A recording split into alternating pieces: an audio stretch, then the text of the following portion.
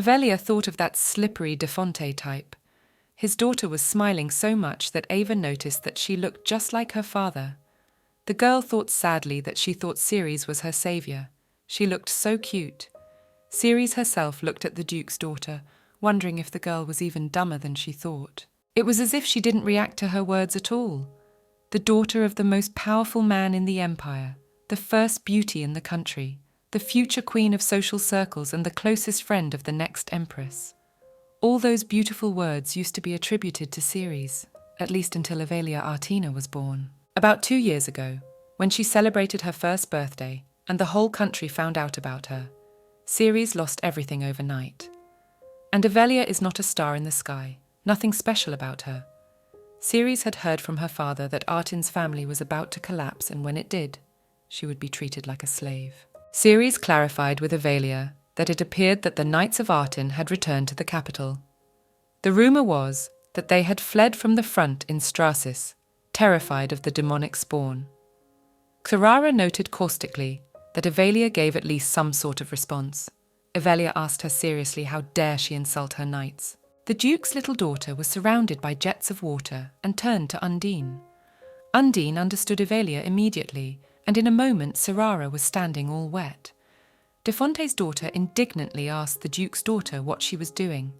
Evelia mentally noted that she wasn't going to stand for the insult to her knights.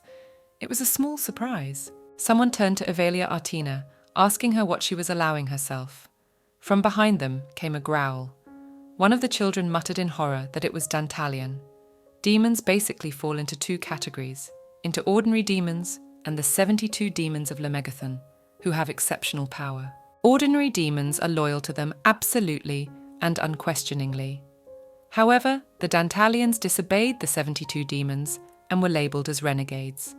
They were completely banished from the demonic lands, as a result of which they had to survive by eating scraps falling from the farthest corners of the underworld. They had no self-awareness, no fear. The only thing that drove them was the desire to tear up anything that got in their way. Suddenly, someone pushed Evelia in the back and she fell to the ground.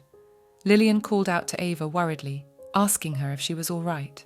Evelia looked behind her, not realizing who it was. The girl who had pushed Eveline was standing next to Sarara, and they began to laugh echidically at the fallen girl. Evelyn called out to Undine disconsolately. Then she remembered that she was her friend, and suddenly she would be eaten by this thing. Tears came from the girl's eyes. Dantalion went straight to Evelyn, growling at her. The girl screamed and cried and grabbed him, noting how nasty he was, and started calling for her daddy, mummy, brothers, and knights. Suddenly the girl was blocked by Arcan and worriedly asked if Ava was in one piece. Evelia turned tearfully to her brother. Immediately Cedric and Icrian rushed to their younger sisters. Arcan, standing with his sword at the ready, ordered the 2 of them to take Ava to safety. Icrian told Arcan to stop playing the hero. Arcan wondered what to do, for there were a dozen Dantalians, and it was a feat to stand against 2. At that moment, the Duke of Artin appeared and asked what was going on here. The people were shocked at what the Dantalians were doing here. The Duke noticed Evelia trembling in Cedric's arms and her wound on her leg. The Duke was furious. How dare they, his daughter? Suddenly the Duke slashed a soft toy that appeared from somewhere with his sword. The Knights of Artin were outraged. What kind of filthy bastards were these? What the hell were they doing near their mistress? What century is this? Why are there demons here in a modern civilized society? The knights turned to their lord, saying there was no need to bear their swords. Let him instruct them to do so. The Duke was shocked. What had they forgotten? After Ava went to the Marquis's estate, the knights were amazed at their lord's actions, for who knows what might happen there in the harsh outside world to their lady. Here the boys were approached and shared with them that the lady had stated that she would like to take a stuffed bunny with her. The knights noted in response that then they should go to the toy shop and buy up everything there. However, the gentleman forbade them to follow him to the Marquis' estate. However, after all, if they approach the fence of the Marquis's estate, it is not as if it were an order, and they had seen that fence a few days ago. The garden where the lady will be is just on the left side adjacent to it. The knights resolutely decided to walk towards the fence, to the estate of the Marquis of Cassis. The knights were walking with their soft toys, asking where their young mistress was. Just then, they noticed that they seemed to have arrived. The boys noticed Harren talking to the maid. He immediately turned around, not realizing what they were all doing here. At that moment, there was a shout, and Evelia's voice calling out to the knights. The boys were angry at Donatlian, thinking that he had caused their mistress to fall. Evelia thought about the fact that it wasn't him at all. The knights are sure it's all their fault that their mistress tripped and is now crying. They must have been drooling and wondering what to eat. The Duke thought it was his own fault for believing that these cretins would just sit idly by. One of the guests remarked on how well they'd handled the Dantalians. "They're the Knights of Artin." Evelia was frightened, for these were not the knights she knew. The girl sobbed, calling for the knights. Harren took a soft toy and presented it to the Duke's daughter. The girl rushed into his arms, which angered the other knights. The Duke furiously questioned who had summoned the Dantalians. They were, after all, deliberately summoned to the garden where the children were. Besides, today was the first time they were having an outdoor picnic. He realized that Evelia was their target. Icrian turned to Lady Eve and asked her to call Undine, who would track down the one who had summoned the Dantalians. Evelia summoned Undine. Undine called Ava a fool and asked her if she could shout even louder for everyone to hear. The spirit stated that she had found the one who had summoned the demons, and she pointed to the bastard. The man stated that this was not true. He even goes to church. He never misses a day. He suggested calling the priests and asking them. The Duke used his power and mentally noted that according to the laws of their country, a man who had made a deal with demons should be dealt with immediately on the spot. The only question was whether to deal with him here or send him to the Emperor. After all, it would be good to visit an old friend. The Duke ordered Count Malone to be detained. Lillian turned to his lordship and apologized, noting that she had something to tell him before he made his ruling. When the Dantalians appeared, Lady Arowayne tried to step back, but Count Malone's daughter pushed her towards the demons. Count Milan's daughter herself replied that it wasn't true, and Mrs. Artina had simply tripped when she got up from her chair. Undine stated that it was a lie, a lie. They saw everything. It was the girl who pushed their birdie, that is, their underling. The Count's daughter worriedly began to deny everything. The Duke pointed out that the father had summoned the demons, and his daughter had pushed his daughter in their direction. Count Malone was concerned if this continued to be the case. He remembered his conversation with the Marquis, who ordered him to deal with Artin's daughter. After the Marquis gets the power in his hands and Lillian becomes Empress, Malone will be granted the title of Marquis. The Marquis supported Count Malone, urging him not to be afraid, for he had his back. The Duke turned to his eldest son, Arcane, ordering him to take Ava and the other children with him and get them out of here, with the exception of young Mrs. de Fonte and Mrs. Malone. The brother suggested the girl to go with her. Ava was scared as her father seemed furious. Arkan put his arm around his little sister and kissed her, stating that everything was fine. They almost got her. They would never see Ava again. Arkan said that if his father didn't do it, he would deal with him himself. If he dealt with the Earl and his daughter right here and now, there wouldn't be a single person in the country who would dare condemn him. Arkan took Avelia out of there. The Duke turned to the knights, ordering them to act. Blood splashed on the shoes of the Marquis standing next to him, and he called it an abomination. Suddenly the Duke put his sword to his throat and asked if the Marquis de Fonte thought the Duke would not recognize. The Marquis worriedly asked the Duke what he was talking about. He asked him to explain. Please just let him put the sword away first. The Marquis thought about the fact that the Duke had no proof that he was behind the attempt to kill the Duke's daughter. The Duke can't kill him here. The Duke had recommended in his ear that he keep his eyes open from now on. The laws of the Empire do not allow the Duke to get rid of Marquis de Fonte here and now, but human life is not always subject to laws. The Marquis de Fonte declared that the Duke would not dare. The next moment the Marquis Cassis was remarking to his lordship that it was he who had undersighted. He had failed to look out for the guests, and the Duke's daughter had suffered. The man began to beg the Duke for forgiveness. The Duke pointed out that it had to happen sometime, as everyone had seen Ava's abilities manifest 2 years ago. The Duke stated that there was no way this should hurt the children's souls.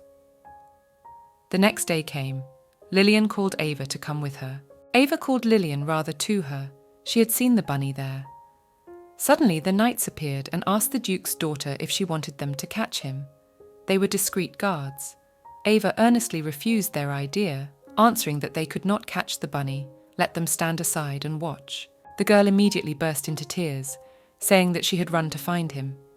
As she ran farther away, she spotted something glowing and happily assumed it was probably an emerald. She decided it was hers, and with her hand reached over there, whereupon she grabbed it. However, it turned out to be an earring in the young man's ear. The guy called her a trifle pudgy and asked her what she was doing. He clarified how she had found him in the first place. Ava wondered who he was. The guy smilingly stated that he was a demon. Ava was dumbfounded, as if he were a demon. The boy indignantly clarified that demons can be compared to demons. Avelia sincerely did not understand what was wrong. The boy replied that he was one of the 72 demons that ruled over the demons, and he was second in command. Ava noted that he was a demon's spawn after all. She wondered what she should do, what to do. She remembered the knights who had asked their mistress what to do if a demon showed up on the road. Avelia growled, very threateningly. The demon looked at the snarling girl and wondered if she was a beastman or something, though she didn't have animal ears. Her claws weren't sharp at all, and she didn't have a tail. Avelia said that no, she was a chilovek. The demon asked what the cry was then, to which Eve replied that it was a very frightening and intimidating cry. The demon started laughing, and Ava indignantly asked him what was so funny. The demon replied that all demons laugh when they are scared. Avelia grabbed him by his cape and asked him what his name was. The demon started to say, "Uh-huh," but misheard, and replied that demons don't just give out their names. Ava smilingly clarified that his name was Aga. The demon was slightly indignant as the girl dared to twist his majestic name. At this moment, the knights were walking through the forest and called the lady. The demon wondered if this child was from Duke Artin's family. In addition, there was a slight scent of perfume coming from her. In a normal situation, the demon would have killed her immediately, however. The demon knelt down and turned to the little girl and asked her what her name was. The girl immediately answered that it was Evelia, after which she stated that it was not Ebelia. The demon mentally noted that she also said Evelia and called her a fool. The demon offered Evelia to keep it a secret that she had met him, and if she said she saw a bunny, he would even be grateful. After that, he just disappeared. The girl was found by the worried brothers and her bodyguard. Cedric turned to Ava and asked her what she was doing here alone. Arkan lifted the girl in his arms and kissed the top of her head. Evelia shared that she had just seen a bunny here, a very cute bunny. She hoped they would meet again. The demon was sitting on a tree branch higher up at that moment. He smiled and repeated the girl's name, Evelia. It's been a long time since people have drafted Dantalians, so he came to see. It was boring. The demon noted that he was getting old. It was all over so quickly. He suggested that maybe he should take a nap, which he did, but he was awakened by Evelia tugging on his earring. He wondered indignantly who it was that had attacked him, while cowardly pulling on his earring. The demon noted that he hadn't met such interesting people in a long time. He told Evelia that they would see each other again. The demon's name is Agares, the second of 72 demons, and the ruler of the eastern underworld. The maids were worried about their mistress. They had heard that she was having a hard time, and assumed that she must be asleep by now. One of them announced that they had arrived. The Duke got out of the carriage with his daughter in his arms. The maids looked at Evelia, and she didn't understand why everyone had suddenly come here. She had not arrived yet, and she had already seen everyone. She was so happy. Evelia let everyone know that she was back. The maids tearfully welcomed her back. They think she is so brave and strong. The maid accompanied Mrs. Ava after all the procedures, noting that she must be tired. It was already bedtime. The maid asked her to come inside as soon as possible. Ava saw a huge amount of stuffed toys in her room. The maid shared that the knights had given her so many gifts. Evelia knew they had, but it couldn't be that many. Gee, where was she going to live? She checked with the maid to see if she could distribute the toys to the other children. The maid was surprised that their mistress was so generous. Ava noted that there were just well too many of them. Mistress Ava was wished a good night's sleep. Suddenly, the girl saw the demon Agares, who called the girl by name and asked if she was really a cute bunny. She'd said she wanted to see him again, so he came. Evelia reached for him, happy that he had come to her in her dream, a bunny, and she offered to play with him together. The spirit watched the sleeping Evelia. He had only had to deal with humans once before meeting her. In all dimensions, humans are selfish beings driven by petty passions. Being a spirit tab, he had the ability to see the soul essence, because of which he could distinguish the colours of people's souls. Even when he escaped from boredom into the human world in search of entertainment, their souls were all black and dull as one. Now it sickened him to even look at them. Perhaps his distrust of these creatures was more to blame. The insignificant wagons scurried back and forth. He had never thought that in a world as crazy as any other, there would be a man with a belief in spirits. However, she was behaving strangely. To him, she was an unbelievable fool for drowning in an attempt to save the water spirit. Nevertheless, the fool had saved the little one at the cost of her life. So the spirit wanted to thank her. She was given a new life, but he vouches for her safety in the new world and will reward her with it. It seemed obvious to him that the girl, by virtue of her human nature, would immediately raise a ruckus if it were known that she had died by mistake, especially since she had to give her life not even for a human, but for a spirit. He thought she would be very sorry for her fate. However, the girl asked what was wrong with that spirit, if everything was okay in the end. The Lord then replied that fortunately yes, which pleased the girl. When he saw a noble soul who had no equal among humans in many thousands of years, it was simply impossible for him not to make a mistake. Even though she had forgotten her past life, the golden colour of her soul hasn't changed a bit. Sharing joys and hardships with her loved ones, she grew up with a bright smile on her face, and now he was just happy to follow the first steps of this little girl. For the first time in a life that had never made much sense before, he wanted to be a sword and shield for someone. However, there was no contract between them, and he cannot arbitrarily ignore the existing restrictions. Possessing power comparable to the divine, he nevertheless cannot influence people's lives, but someday Evelia will call them. Meanwhile, the daughter of the Marquis of de Fonte's daughter turned to her father indignantly. Ceres noted that he had said that something would definitely happen to the Duke's daughter, right? As long as that broad is here, she... Not the girl the Marquis had ordered to shut up. Ceres was outraged. What was he thinking when he decided to approach her? After all, he had said 1,000 times, if he wanted to go against the Artin family, he had to be extremely careful. The Spirit Lord is sure that Evelia will call them someday, after which he has activated his power.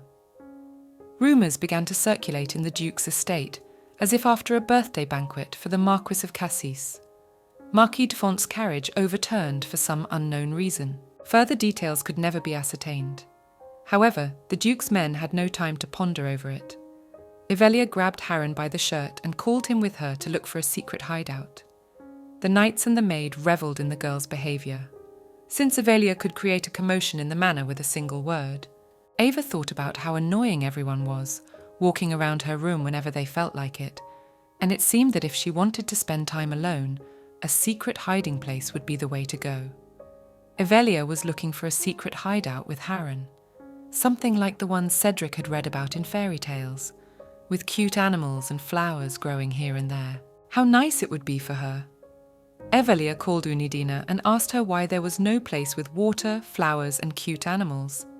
Undine was amazed that she had to come up with such a thing. She wondered who their bird would grow into.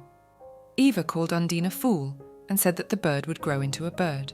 Undine replied that she knew where there was a great place to hide and she would tell her, but please don't let her do anything stupid. Ava called Undine simply a genius, and there was not a moment to lose, then ordered Harren to go. After crossing the mountains and crossing the water, they found the beautiful place Undine had talked about. The knights in training were surprised to hear that the mistress was building a shelter.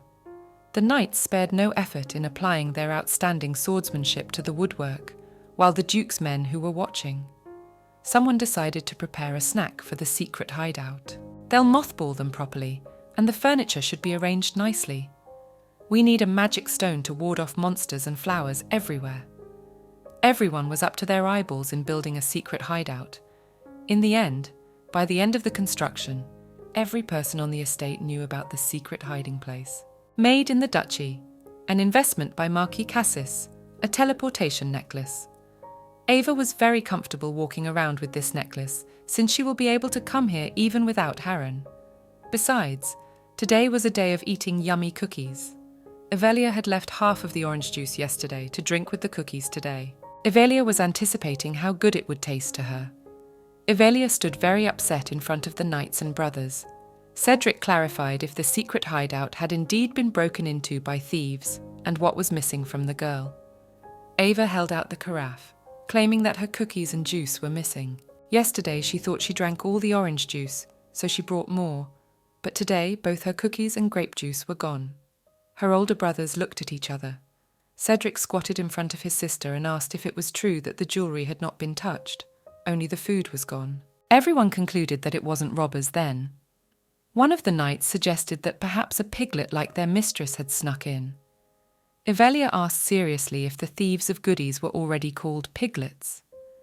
The girl thought about the fact that the secret had to be surrounded by cute animals, and it turned out that there was a robbery den, and she would never forgive them, even if they were piglets. Evelia was angry, saying mentally that she was going to hunt down the thieves. Ava set the plates of cookies out in front of the house, happy that everything was finally ready.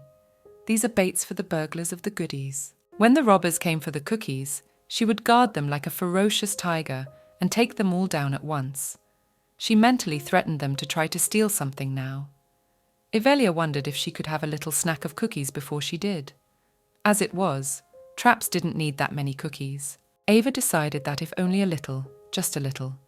She didn't know what would put her to sleep. Evelia sat on the floor, grieving over her cookies. She suggested that the thieves probably hadn't even come yet. Ava stated that things were really bad, and the thief should stick around. As soon as she caught him, she'd kick his ass. A man appeared behind her, and wondered if she was going to kick his ass. Evelia turned sharply, asking excitedly who was here. Could it be the piggy, that is, the thief who ate her goodies? The boy wondered in response if the girl might be a thief herself. Not only had she disrespected the owner of the land, but she had built a house here without permission. Evelia didn't understand why it was his land. The boy took a bite of his cookie and clarified that she was still walking under the table and poking him. He suggested that she should be more respectful. Ava didn't understand. He's older and asking still relatively respectful of him. Sort of as much as her brothers, though how to behave he still doesn't know. The girl wondered how to address him then. She started listing to kid, or boy, or maybe kid. The boy told her to call him whatever she wanted. Ava summarized that okay, then he would be the boy. And why was this land his all of a sudden? The boy replied that it had originally been his secret place. As soon as he was distracted by important business and had to leave for a while, someone had built a house here. Ava wondered if he meant that he was right about who was here first. She had built her cabin in the woods, brought her goodies, and lived in peace. The guy clarified that it was enough for him to prove to her that he was here first. He called the girl with him, as he wanted to show her something. They reached the right place, and the boy shared that he had stashed it here a long time ago. A suitcase where he put all his precious things. Only here he could be sure of their safety, so here he left it. He clarified with the girl, now that she had no doubt that he had been here first. Evelia was silent at first, but then replied that she was lucky. The boy didn't understand, to which the girl added that it seemed to her that he wanted to bury her here too. He clarified why he wanted to do that. Ava exhaled, noting that meant the yummy thief wasn't such a bad person. The boy smirked, clarifying which of the two of them wanted to kick his ass. He's no stranger to it either. Maybe he should take his turn kicking the ass of the thief who stole his land. Evelia was shocked, not believing it. How is it that the thief who stole both her cookies and her juice wants to punish her? She stated mentally that this could not be allowed to happen.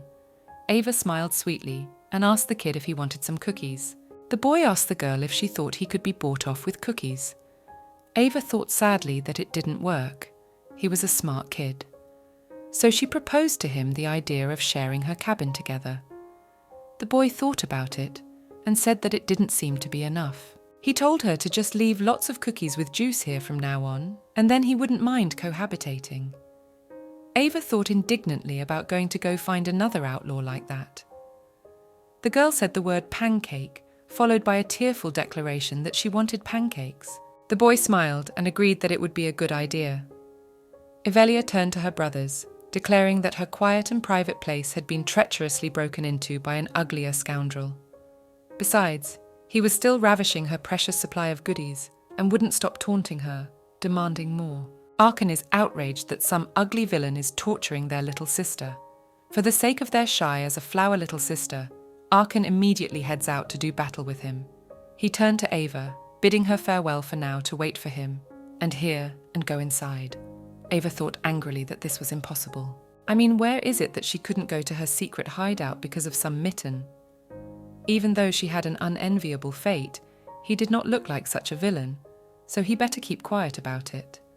She'll grow up a little, learn to handle the ball properly, become spiritual, and then the cash will deal with him. Meanwhile, her brothers were looking over at her. I assume apparently their little sister didn't enjoy their tale. Ava turned to their chef Seth, asking him if he was very busy. She asked him that if he happened to have a spare moment, a little often. She wants to try making the scones herself so she can treat all the family to them. Ava mentally added that it would be all right, little by little. Seth replied cheerfully, how could he refuse Mistress? He bowed and added that it was his job to do his best for Mistress, and he was touched by her request. He held out the bowl to her, telling her that she put all the ingredients she would like to add to this batter, and he would prepare everything and bring it to her. Ava happily reached for the bowl, thanking Seth.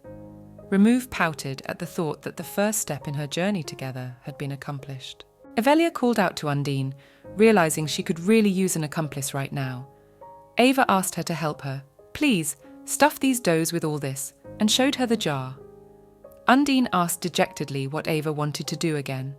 The girl replied that it was nothing, just to get back at someone. It's not for family, so don't let her worry. The thief of her goodies would get his. Undine noted that apparently being in the form was still a thing. She turned to Ava, suggesting to the latter that maybe she should do something more productive after all. Ava indignantly asked what she thought she was doing. She wants her thief to present Gurich with disappointment and tears of anguish. Evelia asked Undine to keep an eye on things, that the adults didn't come in. Undine thought about the fact that hardly anyone else would say such a thing to her. Well, so that their bird would not conceive, the spirit cannot do anything.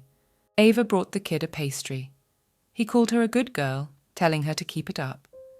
Ava smiled sweetly in return, and thought to herself that she would have known that she had called him a stupid thief inside. It was a personally created devil's bun, made up of whatever she could get her hands on. She mentally urged him to eat, to squirm in agony. Suddenly the boy turned to her, saying that he wanted to ask her something else. The girl was alarmed, if he wouldn't eat, and he wanted to ask her for something. It's no way at all. Ava agreed. The boy shared that he thought it would be more difficult. He suggested that she then keep the whole story about her building her sanctuary on his land a secret, and that she met him here. If she wanted to, they could never see him again. Ava thought about the fact that she wanted to get back at him when she was an adult, didn't she? How would she do that if they never saw her again? Evelia seriously asked her why they couldn't just tell everyone about it. Like, why hide anything at all? Everyone already knows he's a scoundrel with a nasty temper who stole her secret hideout. So what's there to hide? Or he wants to say he's not just a thief who ate her supplies. What if he is a real criminal, a villain, and a robber? The boy smiled in confirmation of her words that that's right. He is a villainous robber. Grabbing a bun, he said that's why he said to be careful. Every day he will come here to give all her buns. Ava got angry and threw a lump at his head. The boy was outraged and asked what she was throwing. The girl called him a nasty boy, claiming that someday she will get even with him, so he will see. Parnisha noted that, of course, even the very first words about his ass, it was clear to him, but still apparently the rumours, and that something Duke Artin's daughter is a quiet and short girl, quite exaggerated. Looking at the lump, he wondered if he might have scared her badly, since he had thrown the lump at him, and she had run away.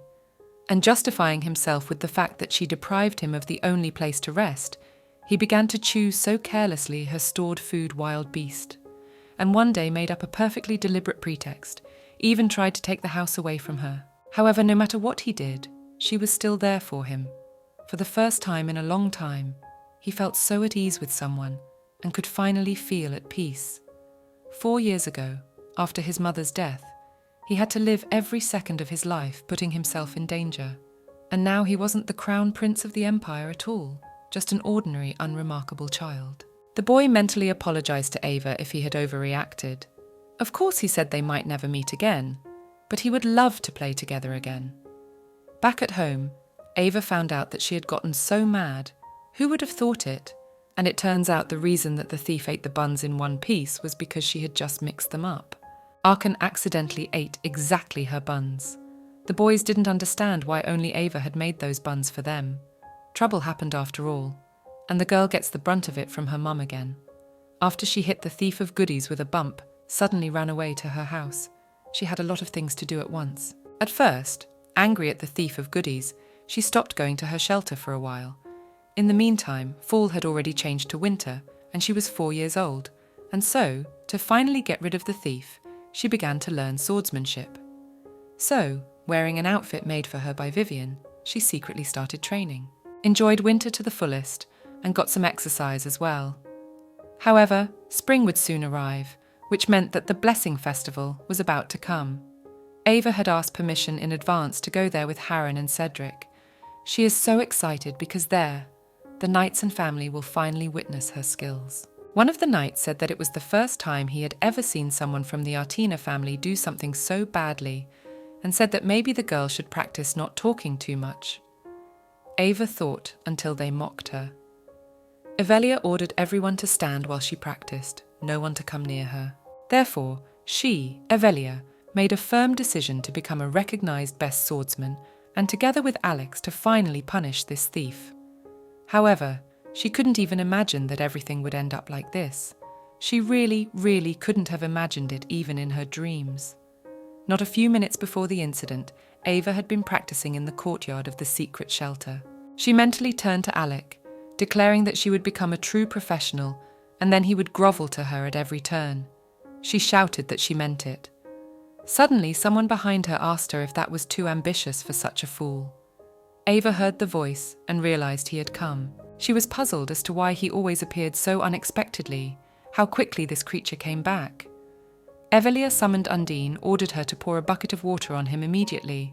However, the voice and replied that it was dangerous and asked her not to make him cast her out. Ava listened to that voice. It was the demon who declared that the girl would only put herself in danger if she touched his demonic energy with something so trivial. Evelia realized that it wasn't the thief, it was that bunny. Ava asked the bunny how he had gotten here, since it was forbidden for a demon to enter. The demon wondered if there was some kind of protective barrier, though not enough to contain him anyway. He asked the girl how long she was going to call him Bunny. Did she know that it hurt his demonic ego, so let her be kind enough to come up with another nickname for him? Ava didn't understand why everyone was asking for a nickname change. She offered him a choice between Bunny or Goat. The demon didn't understand how she made them up, so she just called him Ace. Ava agreed. Since she liked it, she also told him to leave. Demon wondered why that was so sudden. The girl replied that there was still a secret hideout here, and how he had found it in the first place.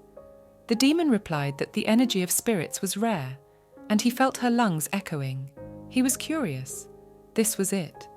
What he ended up seeing here was an underdog flailing haphazardly at a ball. He wondered if she was possessed by the ball demon. Ava turned to Undine. She couldn't really splash him with water. Undine answered the girl that she had no idea what would happen if this demon didn't hide its demonic energy. Unfortunately, she can't stand up to such a powerful demon, because only their lord can do that. The demon noted that the nickname Hair Bunny somehow didn't fit him very well, whether the girl found that to be the case. Ava wondered if Undine meant that the bunny was as strong as the lord and the spirits.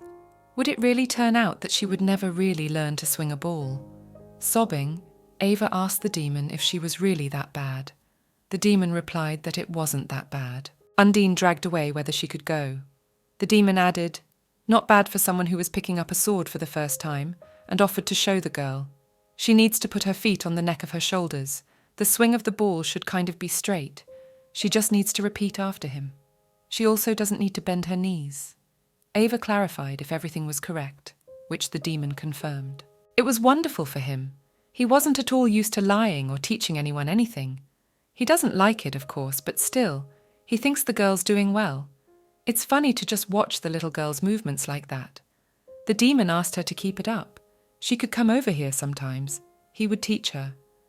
Ava replied that it wouldn't work that way. Her family told her that demons are all very greedy and evil, and that you can't be friends with them.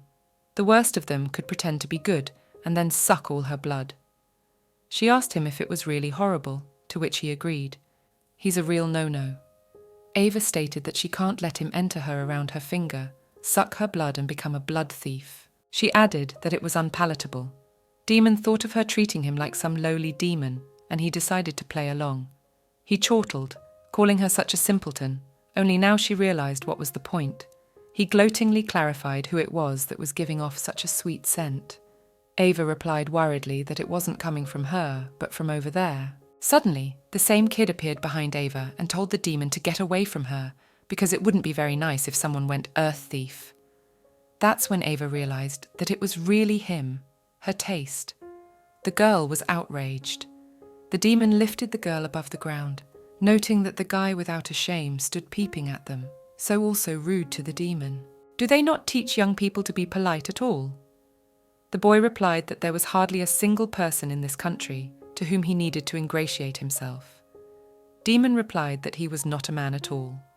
The boy clarified that if he was not a human being, then who was? Ava was thinking that she would have to escape from the blood thief, and the thieves would have to hide well, and they were having a dialogue here.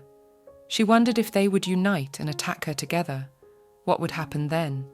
She realized she had to strike first.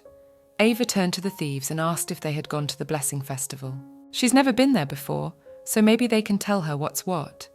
She's curious, so she suggests they don't fight, but just chat. Anyway, she's curious to hear their stories about the Blessing Festival. Ava was glad everything was going according to plan. Demon noted how quickly things had changed. He replied that if the girl was interested in the festival, then he had no equal in this matter.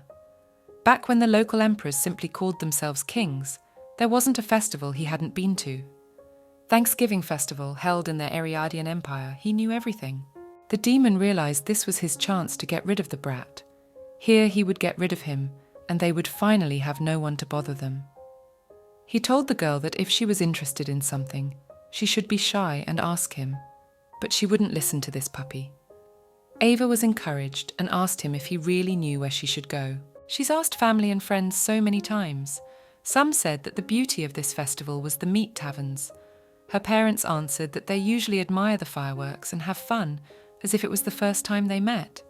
Ava stated that both her mother and everyone else were talking about some nonsense. The demon thought about how he didn't know who they were, but how grateful he was. He wondered where he should start then. He shared the restaurant's delicious food, the pastry shop. However, this is where the kid cut in, noting that so-and-so's blessing day is also a parade. He suggested that he'd better tell her about the most interesting places. After all, and the festivals of this empire are best known to those who directly live here, the boy is the crown prince of the empire. He asked Ava not to listen to the chatter of this slacker, for he was walking around their country in the olden days and thinks something. The demon noted that the principal still sasses him, he does not envy him. The prince does not know how long the real estate thief knows this type. One waited a whole 5 months for her to reappear in the secret hideout, and he is certainly not going to sit silently in the rag, as this dork wants. The demon thought that he shouldn't let the little girl get his hands on him. It was such a hassle. He noted aloud that people usually had enough to do, and then maybe he'd go somewhere else. The boy asked if the demon wanted to say he wasn't human. Ava confirmed, saying he wasn't human, but a demon. He tried to suck all the blood out of her recently. The demon asked the little girl if she was now on his side. She was just joking. The prince thought about the fact that he had certainly heard that demons could infiltrate their world. Well, to meet a demon like that. By the hair color of this demon's pupils. He assumed and asked the demon if he was the demon that ended the first war between demons and humans. One of the few who are friendly to humans is the ruler of the Eastern Underworld. The demon clarified if he would attack him now, he also knows what the kid is. One look is enough for the demon that the guy is the crown prince. Ava interrupts him, stating that it's clear at a glance that he's a hardened thief of her goodies, isn't he? He's the villain who stole all her cookies and juice. The boy sadly asked her if she was now siding with this demon. The demon was glad that he was sitting there and didn't know what was going on. The prince was indignant, because who would say? Because he himself is stuck in the East, and what in general he, a demon, can know about the festival of blessing. The demon replied that he was just not in the mood to go anywhere, so it drags there. And the prince, even if he wanted to go somewhere, he couldn't, so they're not equal. Besides, considering how long he's lived in this world, some kid who can still walk under a table is no match for him. The prince called him a bastard. Suddenly, Evelia grabbed the two of them and told them to stop fighting. She asked them to be nicer to each other and act normal already, if she said enough is enough. She's ordering them around like they're her dogs. Ava told them not to even look into each other's eyes, stop fighting, and quickly tell her about the blessing festival. What's there to talk about? She's acting like a dog. It's hilarious to the demon, and he's about to die. They clarified where to start and decided on food. The demon shared, then they should definitely go to Phoenicia. They have a great dish on the menu there called Rest Eva. They take shrimp and meat, fry them in olive oil, pour a special sauce over them and serve them with bread. The prince added that among the pastry shops, the most delicious are considered Verona. They have a dessert, mon chouchou. It's such a thin cake filled with chocolate cream, it is strictly recommended to all sweet tooths. There's usually a pond of people there, so they have to make reservations in advance. Ava rejoiced that it was probably all a hoot. The principal thought to himself that it probably wasn't worth mentioning, that even if it was stuffed to the brim there, one should just introduce himself as someone from Arten. They'd be sure to come up with something. After all, right now he wasn't Crown Prince Louis, but just a thief of food and a secret hideout. Ava wrote it all down. She remembered that they also said there would be a parade. She asked if people were just there to watch, or if there was anything else to do. The prince replied that for the ordinary citizens watching the parade was the greatest pleasure of the holiday. But it would certainly be a pity if a sweet child like her was just idly watching. There are several reasons why it is the parade that people at this festival adore the most. One of them is a very ancient belief. Usually in the centre of the procession in one of the carriages, there are parade stewards. If they suddenly catch sight of some child, they can not only bless him and put him in their carriage, but also let them sprinkle petals on the way. According to the belief, if you grab such a petal, you'll have good luck the whole next year, so it's impossible to miss it. Ava was amazed and asked where she should stand. The demon answered that he thought it would be best to go up to the fountain that stood near the clock tower in the main square. He offered to draw her a map, for which the girl thanked him. Ava was happy to see how lucky I was today. If he is on her side, all the petals on will distribute to her friends and family, and even them thieves, she will not neglect them. Demon asked who she planned to go to the festival with. The demon thought happily that if she went with him, all the leaves would be his. Ava replied that of course she would go with her brother, which shocked both the prince and the demon. They clarified that it was hardly her calling them so affectionately brothers. Ava agreed with them, noting that she meant her brother Cedric. What else was to be expected from this brazen thief? Anyway, Evelia thanked them for today, but she still had one more important thing to do, so she said goodbye to them before the meeting and asked them not to fight. The boys thought they didn't need to. The prince remarked that girls, he had nothing to talk about with this guy. It's a bit difficult for him to return to the palace like this, but still the festival, which this thief is only going to see for the first time, should be the most lavish gala festival of all time, and he will do his best to make it happen. Meanwhile, the punished knight was walking down the hall, noting that I almost died. He never thought he'd be exploited like this. You have to be careful in front of strangers from now on. I've noticed something, noting how fast time flies. Before he knew it, he was already going to the blessing festival with Madame.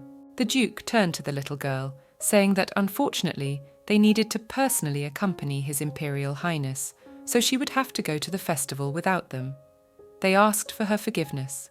He turned to Harren, saying that he hoped he and Cedric would have a great time together. The important thing was not to lose each other.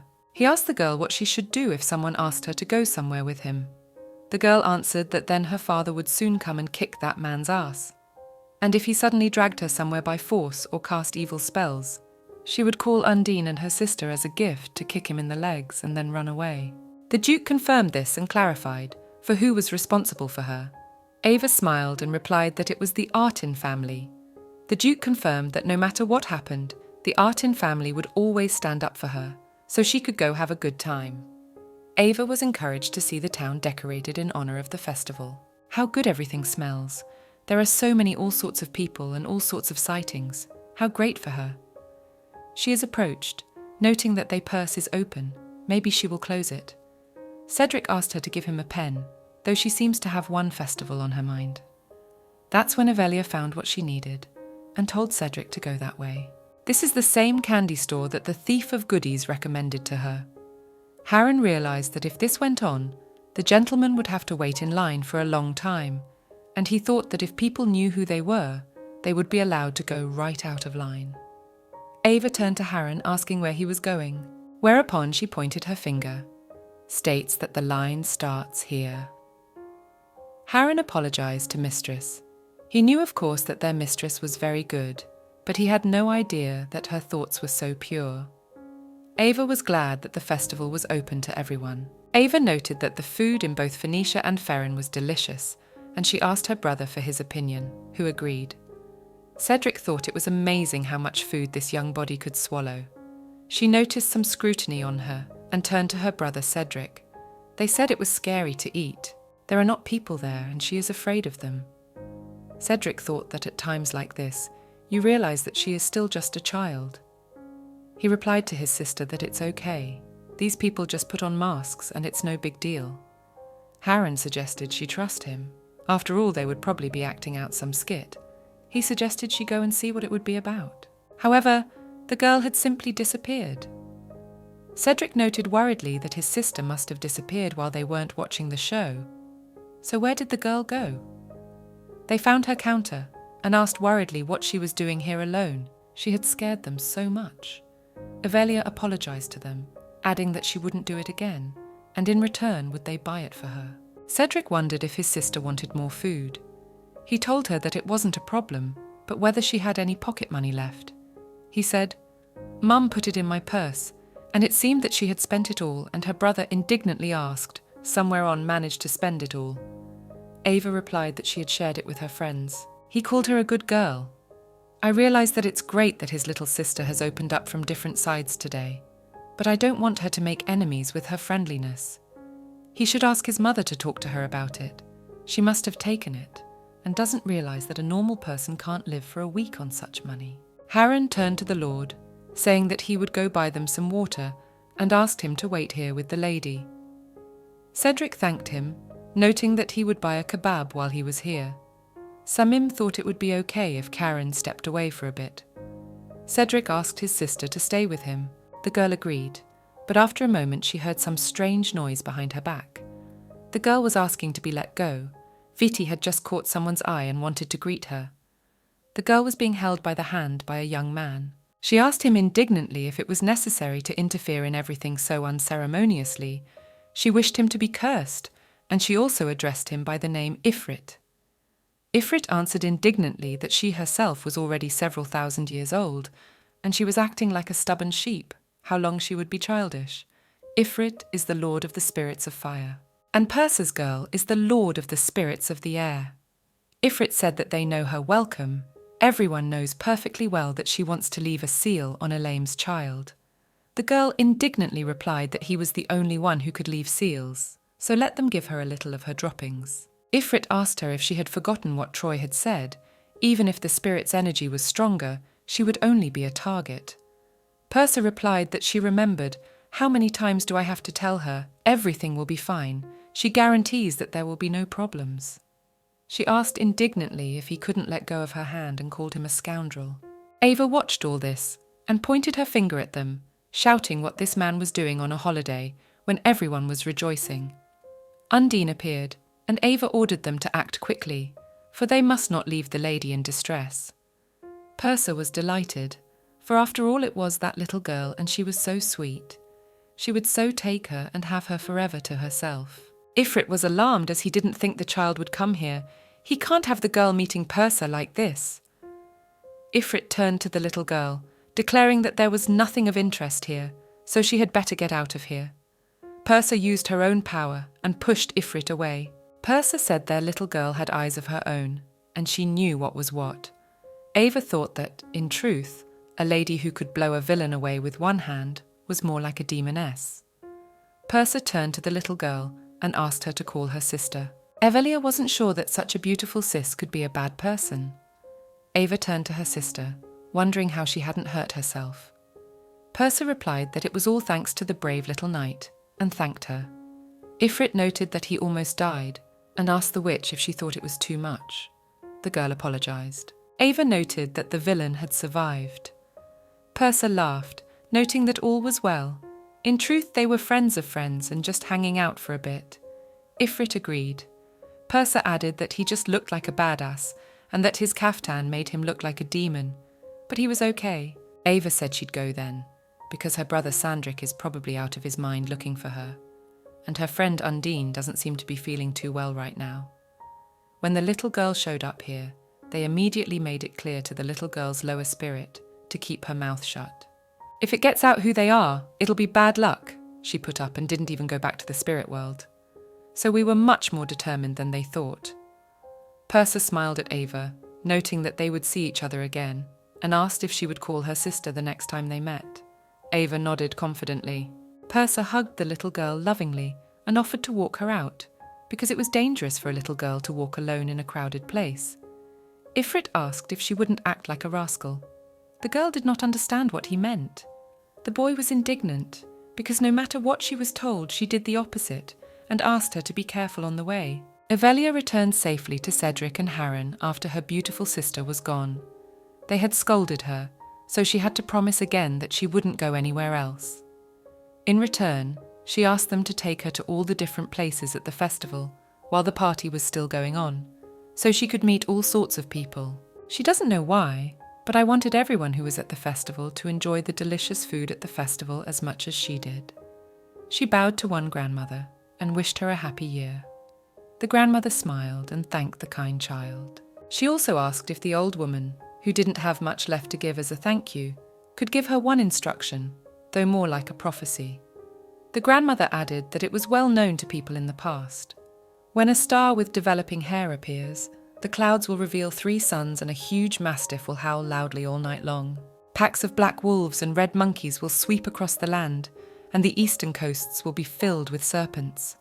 The sky will fall upon the earth, and it will shake, and great waves will rise from the rivers of Hesse and from the sea of Tiber, and all the filth of the earth shall be burned up in the hyena of fire. In the end, the huge mastiff will hunt with his teeth for the sun, and the star protruding from behind the sacred mountains of Tian Shan will finally be crowned. The grandmother asked if she had listened attentively. Ava smiled and said that she had listened, but that she hadn't understood anything, but she thanked her grandmother anyway. After that, they said their goodbyes. Cedric thought about the meaning of this prophecy, and we are not, but even if it does not bode well for Ava, it is not a big deal. Even if you are the curse, they will always be there to protect her. Ava happily turned to her brother, stating that it seemed she would eat the whole sun in the future. Cedric thought about the fact that everything will be as his little sister wants it to be. So now everything must be done to make sure that she remembers this festival as one of her happiest days. Evelia was thrilled after all. It was a parade. Now it was time for the entertainment. Cedric had heard, of course, that people from all over the country gathered at the festival to receive the blessing, but he didn't think there would be so many. It's a good thing he's familiar with the place. Ava expected they would need a lot of petals, 50 or 100. Thanks to her mercurial little sister, Harren was going to be in a lot of trouble. Evelia decided that somewhere around 100 pieces should definitely be enough. Harren, the loyal knight of the guard, had to use his skills to pull the basket from the colours. That was the plan. Special skills, masterful stealth strikes from the shadows. Cedric clarified if it might be worth the effort there too. He offered to help his little sister. Well, she thanked them. Cedric, of course, wanted more than anything for his little sister to have an unforgettable experience during the festival and become that blessed child. and also so that she could hand out petals to all those who wished to receive them, to the loud cheers of the crowd. However, he thought that even though his sis was a paragon of cuteness, it would be very difficult to leave his choice on her among all the saints present. Ava stood asking to sprinkle as many petals as possible. The priest stated that when he saw how hotly dusted this little girl was, he just couldn't make this little mistress a blessed child, and he would grant her wish. The meeting asked the little mistress to rather come up here to him. Cedric A. realized that he was deeply mistaken. Ava thought about how we just wanted to get a lot of leaves, and now it turns out she has to work scattering key, and she doesn't want to. She blamed it on her brother Cedric. He said he'd help her get 100 petals, but he just took her over here and went over there to sit. He's really pissing her off. The priest turned to the little lady, noting that the roadway then scatters petals to all gathered, if she would deign to take off her hood for a while and share her wishes with everyone. The priest was shocked, for who knew that Duke Arten's daughter would be here? Ava clarified if it was true that she could speak directly about any of her wishes. The priest confirmed it. She only needed to press a button and everyone would hear her clearly. He asked her to try it. Ava urged herself to just enjoy what was happening. Ava clarified if she could, after all the leaves were scattered, pick up the basket that held the petals. She had come here today to collect many leaves and give them to her close friends and family. The people murmured, and the priest noted that everyone seemed to agree, and he thought he could give her the basket. In return, since she is a blessed child, where he should do a favour for those gathered and shower them with petals. Ava started throwing them around, saying that she wished everyone who came to the festival today would eat lots of goodies and enjoy the feast. Cedric thought that he was worried that since Ava wasn't very strong, the leaves would end up in a pile near her. But in the end it all turned out very nicely, as if she was being helped by the air spirits themselves. Of course, this feeling and model was not new, but now it actually felt as if Ava had been blessed by the spirits themselves, and he was overjoyed. Indeed, Purser assisted the girls, and after a moment offered Ifrit to go. Having successfully completed the parade, Ava blessed the remaining petals in the basket, and then she returned home, where her family was waiting for her. And finally, the process of distributing the recovered jewels began. Of course, first to her beloved parents, then to her 2 brothers and Harren. She did not forget also Undine and other friends of the spirits, and even all the close family and cheerful knights got a little bit with him. All in all, no one was left out. Of course, there were still some friends I managed to hand the coveted leaflet to, but that could be sometime later. The Duke's wife covered her daughter with a blanket, who was trying hard to stay awake. That was the moment the knights stood outside the door. The chief of them declared to the distinguished gentleman that at last the time had come, and henceforth humble obedience was at an end. From this moment on, they knights will stop considering Hugo von Artin as their target and replace her with the self-defenseless Evelia von Artin and turn their operation life. The knights accepted his orders. Right after the festival, Ava had so many different things to do. In the morning, as soon as she woke up, she handed out the leaves to her friends, the demon and the crown prince. They couldn't believe if it would really come true if she made a wish. Everyone had such a strange reaction. She added that she herself had personally blessed those leaves. She asked them if they would make a wish. Everyone accepted her gift with joy and was very happy. So it seemed to her that there would never be a more joyful event. But her family decided that in order to keep her petals as a keepsake, it would be better to seal them in precious stones. Everyone was overjoyed with this decision, especially the knights, because they decorated their own with them. The petals were like the shiny scales of a dragon, and because of that, there was even a rumor that their knights had defeated a real dragon. Ava realized, however, that the knights were very strange people compared to her.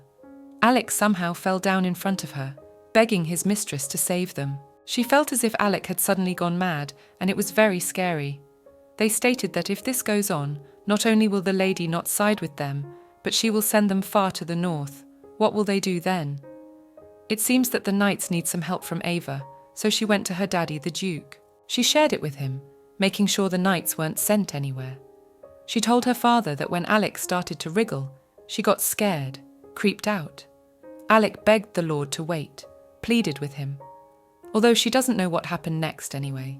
After that, she had every day full of happiness and fun. Meanwhile, she was growing up rapidly and enjoying her life. It seems as if carefree childhood was a thing of the past, because Lillian really wanted to wish her a happy birthday in person, so for the first time she came to visit herself. Ava hugged Lillian, stating that she missed her so much. Lillian remarked that Ava had gotten so grown up while they had not seen each other. Avelia agreed. It was only natural. She had been so big for a long time. Cedric didn't understand how she was so big. Had she forgotten how she had run to her brother's bed last night because she was scared? Alicia thanked Mrs. Cassis for the invitation. They were so excited when their Ava got an invitation from them. Mrs. Cassis noted that they must have had such a party at home, so they thanked them for coming. The children immediately scattered as the adults started their own conversations, thanks to Avelia agreeing to come and visit them. Their Lillian was at least starting to come out of her room for walks. Alicia clarified that it seemed their daughter still couldn't get over it. Mrs. Cassis replied that the Duchess herself knew that it was not Lillian's fault. And yet, ever since this child came here, her condition has only gotten worse. Even as he protects her like the apple of his eye, he can't keep her safe from this child's misdeeds, and she's withering in body and spirit. I guess she's like Mrs. Cassis in that way. How nice it would be if their Lillian could be as cheerful as Avelia sometimes. Mrs. Cassis wants so much that she will someday be able to express her emotions again, the way other children do. She wishes it with all her heart, but she is afraid it will remain a pipe dream. Ava remarked how cool it is here at Lillian's place. Their garden is so beautiful. Lillian is very happy that Avelia likes it. She noted that they seemed to have looked around and suggested she go to her room for croissants. Ava suggested that she should play here some more. The breeze was nice today. It was lovely weather. They would get their dresses dirty. So be it. Lillian asked worriedly where Ava was going because there was so much mud. She'll get dirty. Let her not go there. Ava jumped right into the puddle, declaring that she was going to make such a mess here, Lillian would see and ask if the girl wanted to go with her. Though yes, the dresses would be dirty anyway after a walk in the garden, and she would continue to get herself worked up over such mundane trifles over and over again. Lillian agreed that they should jump in together. They'd make a complete mess out there. It felt like the dawn had finally come after an impenetrable night, and everything shone as brightly as Ava herself. Lillian realized that even she, being friends with Ava, could ever be happy. Nefira was a girl who occasionally dropped by the Marquise's estate. She was the same age as Lillian and was the bastard daughter of Macrise Cassis. Nefira's mother was the heiress of a large merchant, however she died immediately after giving birth. They couldn't even say a word. All they could do was hope that someday they could return to a normal life. However, Lillian came to feel very bad about it. Nefira greeted Lillian once, noting that it had been a long time since they had seen each other. Nefira introduced herself as her big sister, and she hoped Lillian didn't mind calling her that. From the moment Nefira realized what kind of person Lillian was, she slowly began to go over the edge. Lillian, who was already sensitive about everything to do with her father, found it very hard to see Nefira proudly strutting around the manor as if she were the legitimate daughter of the Marquis. Because of her meek disposition, Lillian could not put Nefira in her place as any other noble family would, and gradually she began to wither in body and spirit. When her older brother got wind of this, he was willing to do anything to make sure her little sister never suffered again. She only dreamed of living like any other normal child. Besides, it was finally today. Lillian blocked Ava with her back, telling the Duchess that she didn't intend to get Avelia dirty at all. On the contrary, it was thanks to the Duchess's daughter that they had a lot of fun, so she asks her not to scold Avelia, since she opened her eyes to how much fun the indoor gardens are. There was a glimmer of hope, and to keep the smile on Lillian's face, Avelia had to be around, and that she was a frequent visitor, so I'd have to think of something I'd like.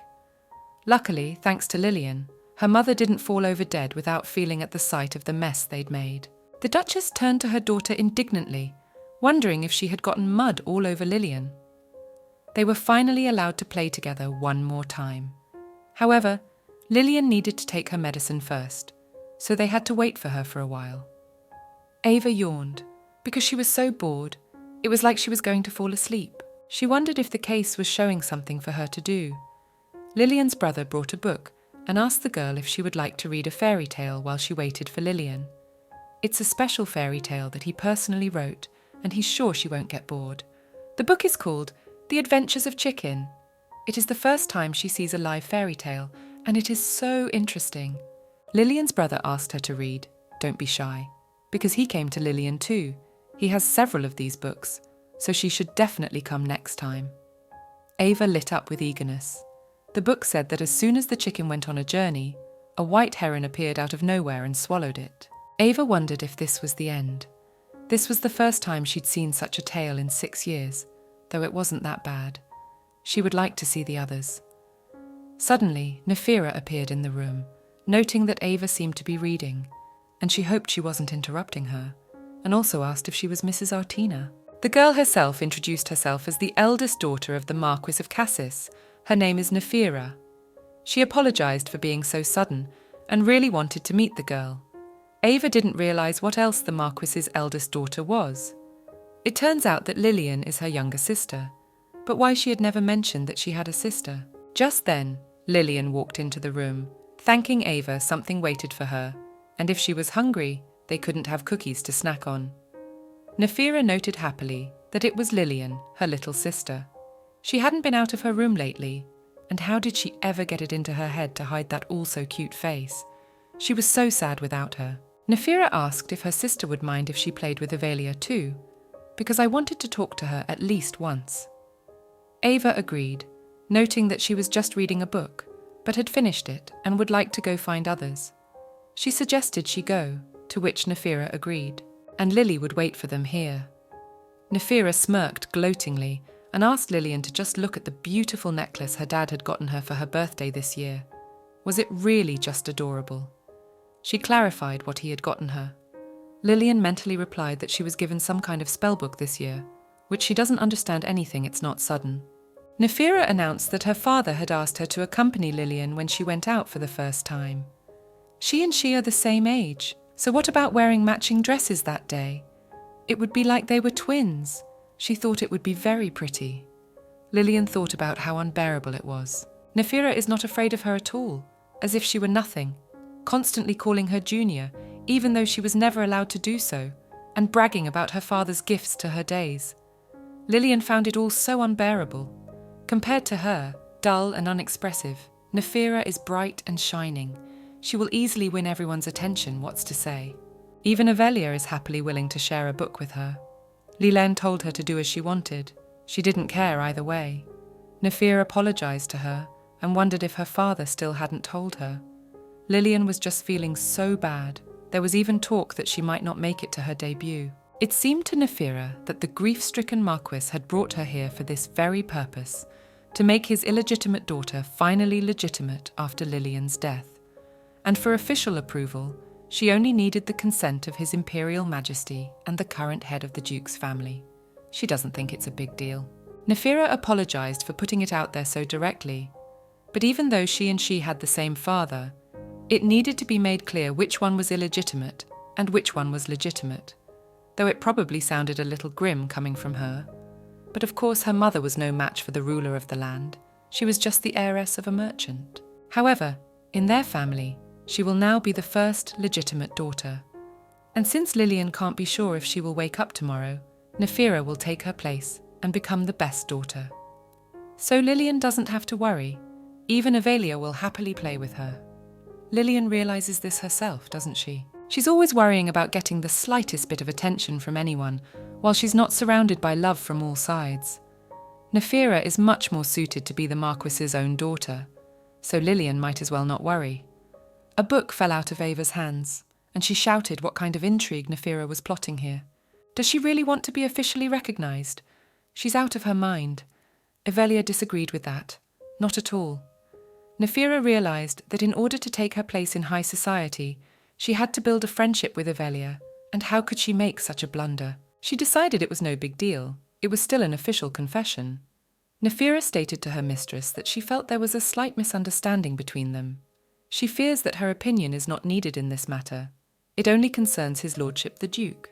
It depends only on His Imperial Majesty and the Duke. Even without Evelia's help, Nephira is confident that she can handle the matter herself. Evelia calls her a rat, saying that her father always tells her that she's the one who lights the way for the Artin family, and if she doesn't believe it, she can go check it out for herself, but leave her friend Lillian out of it. Nephira grabbed Lillian's arm and asked her if she liked that Evelia had taken her side. How could anyone love a girl who did nothing but revel in her misery? After she died, no one but Evelia would miss Lillian.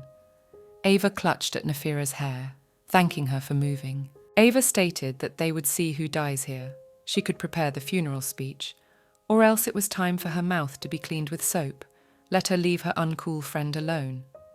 Whoever said anything but Lillian Cassis, she's a much brighter and cooler person than Nephira.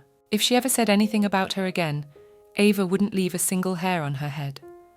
That same day, a small incident occurred at the Marquis's house. Fortunately, it was quickly hushed up, thanks to the appearance of the Duchess. After putting Nephira in her place and returning home, however, the rest of the day did not go so smoothly for Ava. In the sanctuary, Ava shared with the demon and the prince that there was a girl there who was treating Lillian very badly, so she pulled her hair and then called Silpha and taught her a bad lesson. However, her mum said that violence was bad and she scolded her. The demon noted that this was commendable, though of course her mum was right too. She could not change her mother's mind, so next time it would be better to keep it a secret from her. The prince clarified that instead of coming here to see them, she was going to some marquis to play with his daughter. Ava confirmed that, noting that she was mostly there for Lillian, but not exclusively. She was also beckoned by the fairy tales that her brother Icrian had made especially for her. The demon and the prince were shocked, luring the girl in with fairy tales be damned. The prince clarified why she was calling him brother. Ava didn't understand what he meant, after all. Icrian is Lily's brother. The prince replied that he had just heard her refer to the Marquis's eldest son as Icrian's brother. The demon was also indignant, why she was whining about this guy being a brother. Ava replied that he was Lily's brother, a very smart and good-natured boy. Besides, he's the youngest among wizards, a rising star, and it would never occur to him to steal goodies out of the blue. She's sure that in a few years he'll be as cool as his dad. Ava remarked that the prince was a thief, having stolen her chocolates. The prince clarified in response, is that really all she could say? Ava didn't realize what to add, after which turned to Asa, noting that he's just a rabbit, is that a problem? Though he is a supreme demon, lord of the eastern underworld. Ava didn't have much to add either. The demon noted that he was sometimes called Ace in addition to the rabbit, and the prince would always remain a thief of sweets. Even the servants were treated more affectionately. The prince clarified, that is, in the opinion of the demon, it is better to be associated with some cute animal. The demon replied that he was a demon. Ava noted that she was just kidding. The boys replied that it wasn't even close to being a joke. The prince immediately said he had to leave. Ava said goodbye to him, noting that they would see each other again. The prince lastly said that he didn't even know why she hadn't asked him about it yet, but she could call him Louis from now on. Ava noted indignantly how only such a brigand could think of throwing his name around so carelessly. Even the rabbit had heard it. That was why she hadn't asked, though she was very curious. He didn't understand how she could still believe such nonsense. He replied that it didn't matter anymore, so she didn't have to worry. Ava asked the demon to please not tell anyone about this, as she didn't want him to get caught. The demon thought to himself, as if there were many who could catch the crown prince of the empire, but okay. He checked with the little girl to see if she could summon Silpha now too, then let her read it once. The demon decided to check something out. Ava said the names, Undine, Sylph, Casa, and Noah. The demon noted that the lower spirits immediately appeared as soon as she called them. Ava couldn't believe it. Did she really have a talent for it? Demon noted that she had no talent in swordsmanship, but there was no doubt about it. Demon realized that it didn't look like it at all, but it was obvious that someone was helping her. He asked her to read some more. Ava thought about how a normal person wouldn't even dream of such a thing. He was so persistent. Ava recited, Undine, Silph, Salamander, and Noem. That's the power of spirits. Ava couldn't believe her eyes. Not only the medium water spirit Undine summoned, but also the medium air spirit Silaf. Yes, she has a natural talent. At such a young age, this little girl already has such powerful spirit energy. Damn that spirit lord. No matter what the problem is, it's all taken care of. The demon noted the spirits of air and water, so he thinks he should meet them once, never to do it again. Ava was really excited for today. Lately, the super lazy fairy tale writer has finally gotten around to producing. Lillian's brother Lillian's eyes bleed at the mere sight of Louis's Crown Prince homework.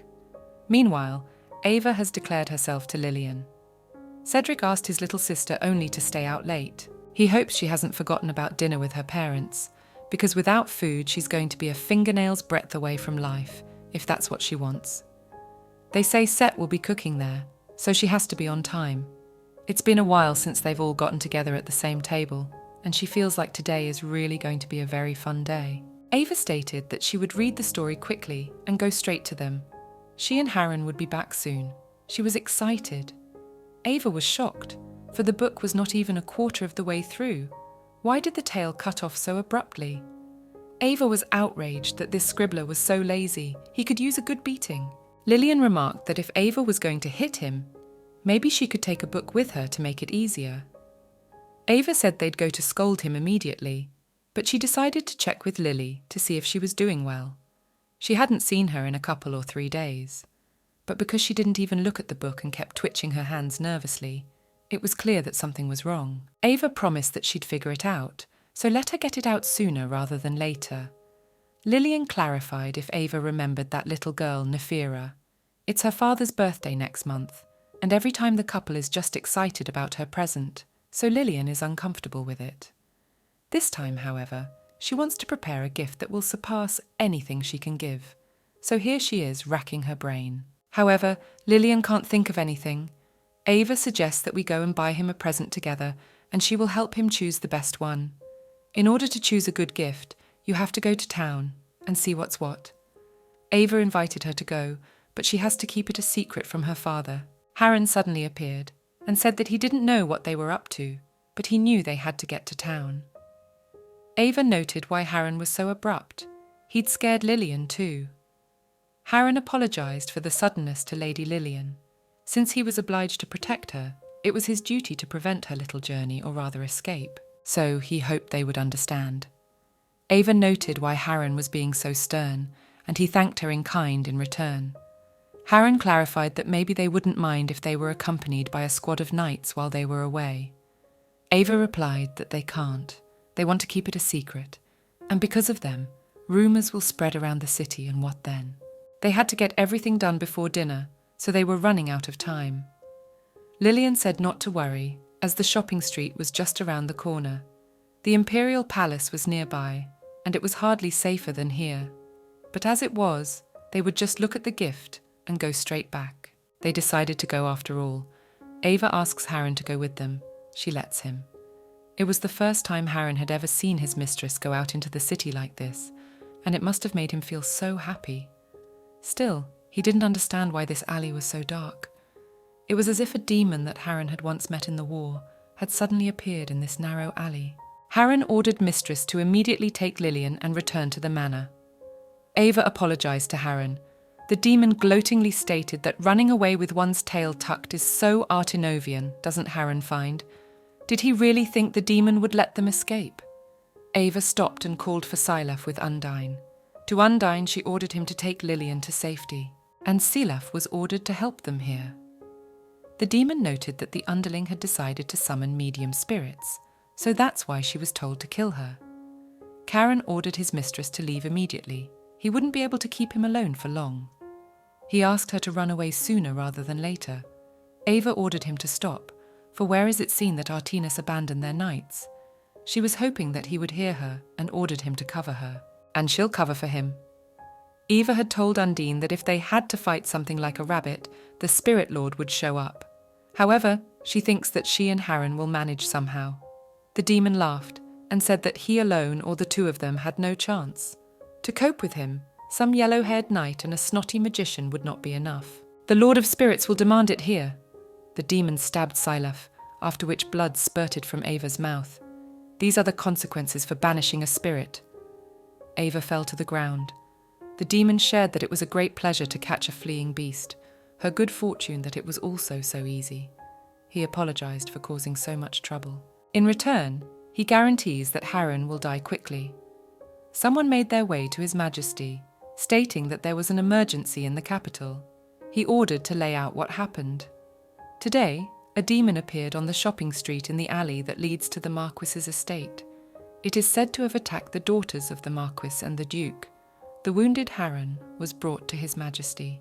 Harren was so badly wounded. The Duke approached him, asking about his daughter, if Ava and Lillian were safe. Harren shared with his lordship that it was only through the help of his mistress that he was able to escape the demon's clutches unharmed. Lillian stated that Ava, however, seemed to have been kidnapped. The Duke wondered what he looked like. He hasn't been seen in the demon-human war. If they wanted to find out anything about him, they would have to turn to defectors, any delay costing the lady. The Emperor stated that the state meeting was over for the day. Let them send all the knights in the palace to search for the Duke's daughter, and in the meantime, let them search for these defectors. Everyone here will do their best to find Ava. Ava begged to stay away. She begged for someone to save her. When she woke up, she started coughing up blood. How everything hurts. Who knew the effects of spirit banishment were so severe? Ava doesn't even have the strength to run away from this demon. And where would he run to in this wasteland? There's no way she can lose consciousness. She couldn't be alone anymore. The demon noted that the little girl was finally awake. Does she have any idea how much nerve he'd lost wondering if she was alive or not? He brought her here to kill her personally. Does she know what a shame it would have been if she'd handled it without him? He asked her to please not waste herself on trifles. She would die anyway. Why bother? Killing her would finally pay off his contract, and that was their plan for the day, so he suggested they hurry. Ava stated that the demon would also die at the hands of her parents, brothers, and even friends, so he too would not waste himself. The demon said that it was great that he had brought her here, so he could enjoy the pain and suffering. What will be reflected in her blue eyes before he takes them out? He can't wait for the life to leave her eyes with each broken bone, but Easy need to be patient. After that, he suggested to start slowly, and he thinks they will start with the legs. Word is that Seth was supposed to make a meal with a 3-story house on it today, and she ends up not even getting to see them. Suddenly his arm was ripped off. He ordered the demon to call out who it was. It was Ace. He apologized to the little girl as he seemed to be very late. Ava hugged him, telling him that she was very scared and hurt. She thanked him for coming for her. He apologized to her. He promises it will never happen again, and she sleeps a sweet sleep for now. After that, Ava fell asleep in his arms. Ace has now turned to the scoundrel who will answer for all he has done. He'll make him regret what he's done, but Ava shouldn't have to see that. Besides, he should get revenge for all the humiliation that the creep put Ava through. The demon clarified if this is how demons greet each other when they first meet, and how he got here in the first place. He'd put so much effort into getting this little thing here, and all of a sudden he showed up here and wouldn't let him try her. Lucky little girl to have a friend, I'll tell you that. Just so he knows, her specialty is finding whatever the little one wants. Even with that ability, he didn't know the little girl was missing. If that asshole hadn't told him. Ace said directly that he was very upset. The demon replied that it pissed him off that a worthless bastard like him had managed to chop off his hand, the ruler of the Eastern Praepostnia. How long had this mover been around? And he thought that the whole ruler thing had been a thing of the past. However, considering how haphazardly he wasted his energy, that wasn't far from the truth. While he fled to his east and ran across the storm there, they were waging the truest bloody war here in the centre, and now they are stronger than ever. Zepar, the 16th among the 72 demons of Lemegathon, was in front of him, and now he would see for himself the difference between them. The demon didn't understand how he managed with only one hand movement. Where did he get so much demonic energy from? It was impossible. Ace ordered him to shut up. The baby was sleeping, so he needed to be quiet. He noted that it was chilly in here. It wasn't enough that he had that chatty demon snitch. Now there was wind. The demon noted that the wind had calmed down. Even though he was with a supreme demon, how could he manage to subdue the elements outside the underworld? The demon stated that he would keep his mouth shut. He won't tell anyone anything, and if Ace spares him, he will be loyal to him to the grave. So he asked him to please spare him. Ace replied that he thought he was a stump, but no, he looks that he understands something. But still, he had tortured the little girl and made her beg him for mercy, and there was no cure for that kind of crap. The Duke stood in the Deadlands, unable to believe that Ava was really here. The Duke turned to His Majesty, who confirmed it. The ruler of the Eastern Underworld had reported it, so there could be no doubt. The Duke accepted the information. He wondered why this demon was helping them. He hadn't been interested in humans at all since the first Demonland War. Duke thought about making sure Ava would be okay. That's when Ace appeared, noting that he was watching that they were taking their time. Who knows what would have happened if he hadn't shown up here? One of the knights stated that this demon had kidnapped the lady and ordered everyone to prepare for battle. The Emperor ordered them to stop. They couldn't see that he was hugging the girl, so he ordered them to stand and watch.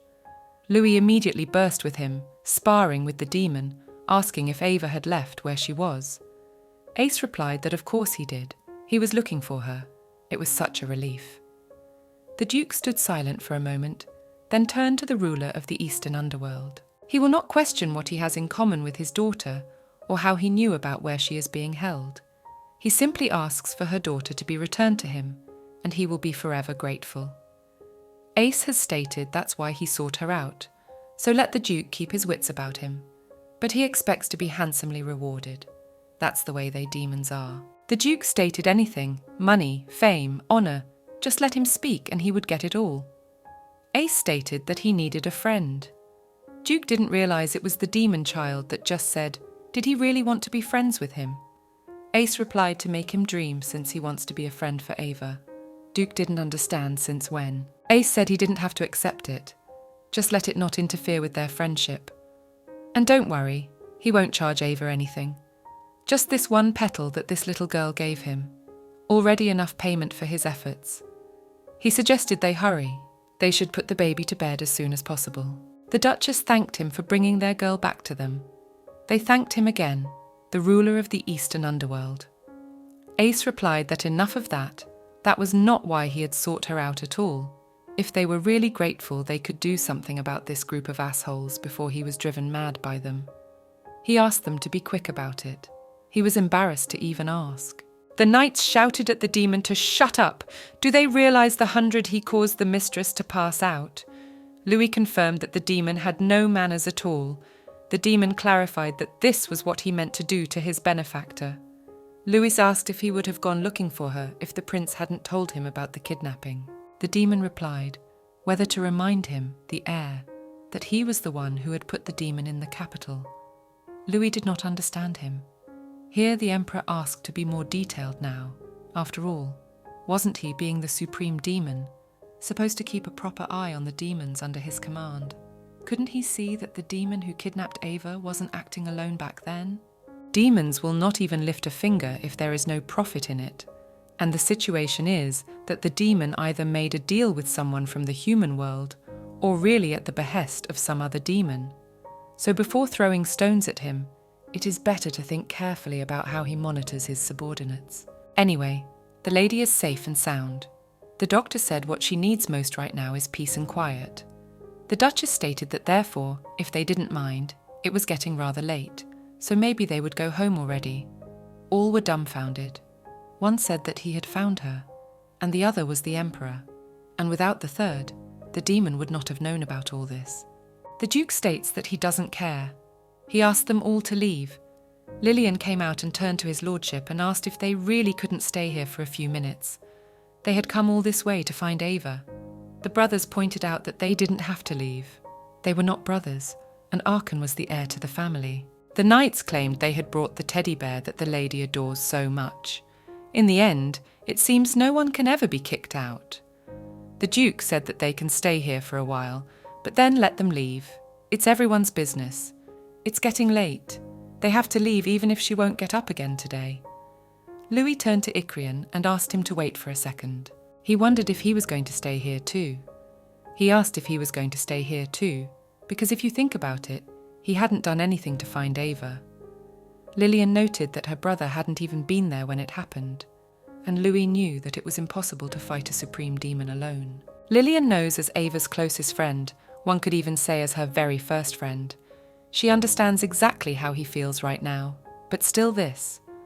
But no sooner had the girl finished speaking than she was interrupted by Ace, clarifying, "This is who else is Ava's first friend here. Who does she think she is?" It was him, her first friend, whether that was clear to the minnow or not. Ikrian clarified, "Isn't it much more important to have a friend with whom some connection has been made, just so they understand he's been writing stories for Mistress Ava lately?" Ace realized that this was the same goofball who called himself Ava's brother. Something about his tongue was a bit long. Arkan didn't understand what they were talking about. After all, the only one who could truly be called Ava's friend was Lillian, and no one else. The Duke invited his wife to see which arcana was the most eloquent. The Duchess agreed, and remarked that to think that in the future Ava would have a fiancé. Wouldn't that be wonderful? All the guys were shocked, shouting that you can't, no way. Alicia didn't understand what they were all doing. It was up to Ava anyway. They all looked like friends, but inside they all thought of themselves. Louis was asked why he was so flushed. Ace asked if he'd always been such a jerk. Louis replied that he had asked so abruptly that he was confused. The Emperor said that he would think about it and let him believe that he was not just saying that. The Duke apologized to His Highness because it was not their plan to take their Ava to the Imperial Palace, so let them not waste their nerves. Ace clarified. Did they really think they were going to let the local mediocrities drag Ava away with them? It would be better to give her to someone other than him to raise than to let her marry such a lowlife. The knight asked if the demon had dared to molest their mistress, so he should know his place. The knight would never forgive him, and then he lunged straight at the demon, saying that he was challenging him to a duel. The demon told him to wait, then reflected the Atkau, and the knight flew off into the wall. He calls him a chump, but he's better than that if he heard what he said back then. It's the lady's favourite stuffed animal. Let the demon see what he's done to her. Now he's in real trouble. Ava was standing behind the demon. Even that night, when the evil demon had tortured her, she hadn't let out a tear, holding herself very bravely. But now Ava burst into tears at the sight of her favourite stuffed animal. It was worth it to see what had become of her teddy bear. It became so sad that she could not resist and cried. The girl begged for it to be fixed. After crying, she collapsed again and fell asleep. So she doesn't even know what happened after she calmed down. According to my mum, my dad very kindly walked everyone home. It was very much in his spirit. It was only after that that some rumours started flying around, like someone had broken through a wall in their house. And today she got a letter from Lillian. In it she wrote that she had already started studying magic. It says here that she is now apprenticed to a born magic genius, a storyteller himself. Ava can't wait for Lillian to finally become a mega cool sorceress. Such big news. It would be good for Ava to go and see her in person. But she can't even step out of the nurse's station now that she's hurt her leg. She has been stuck with her doctor for more than 4 days. Everyone besides her parents visited her every day, and there was never a moment's peace in this endless turmoil. Ava sat there with the scratch she got when she was kidnapped. She couldn't take it anymore. She decided to say that she wanted to go and see how Harren was doing after the incident. She'd had the same dream for the 4 days she'd been taking the medication. If only she had known the danger Harren would face. If only she hadn't asked him to let them go to get the gift, then maybe Harren, her personal bodyguard, wouldn't be in such a sad state right now. The lady was informed that Harren had committed a heinous crime, that he had failed to keep her safe and do his duty. They understood this perfectly well. But the knight still begged to be merciful in punishing her. Ava didn't know what they were talking about, after all. He hadn't committed any crime. She herself had ordered him to cover for him. It was not his fault here. The knights pointed out that they were her knights after all. Ava ordered them to stop. She's her own responsibility. Knights are supposed to watch the backs of those they serve, and they are supposed to watch their backs in front of them. That's the point of their family's honour code, so it's her fault. That's why she won't let anyone hurt Harren. The knights noted that the lady was so young and already reasoned like an adult. She was perfection itself. The knights accepted her order. They were sure that the crown prince wanted to become a friend because he also saw her boundless wisdom. She clarified if in their opinion she and the prince are friends. The knight replied that the crown prince had personally sought out the ruler of the eastern underworld to save her and asked him for a favor. Even the mere fact that he'd dared to turn to that damn demon for her sake said a lot about their relationship. Ava tried to figure out what was going on. So not only did the crown prince personally go looking for her and was now her friend, but the demon bunny knew her from somewhere. There were always two people around her, and then she realized it. The knights asked the lady where she had gone so abruptly, to which the girl replied that she had gone to her brother's. So this Louis, the brazen thief of her stock, is really a prince. Ava asked Cedric and Arkan if their country was poor. She needs to clarify that, or else why the hell would he steal her candy? They answered her question in the negative. She asked what would happen if someone suddenly poked a member of the imperial family and beat him. What would happen? Cedric replied that he would probably be sent to prison and must be executed. Ava didn't believe it. She decided that she would go to her secret hiding place then. There was a matter that needed to be solved. The girl was not getting better by the hour. Ava kept calling for Louis, asking where he was. He was not there, though the princes must be busy. It was unlikely that he had time to be here all the time, so she decided to stop by sometime later. Suddenly, a panting Louis appeared and called the girl by name. He said he was so worried about her. Meanwhile, some demons sadly noted that Zepar was gone, but the goal had been accomplished, so whatever. Now we must find some self-serving moron to use to destroy the remaining barriers. And then, before long, the human world would be theirs.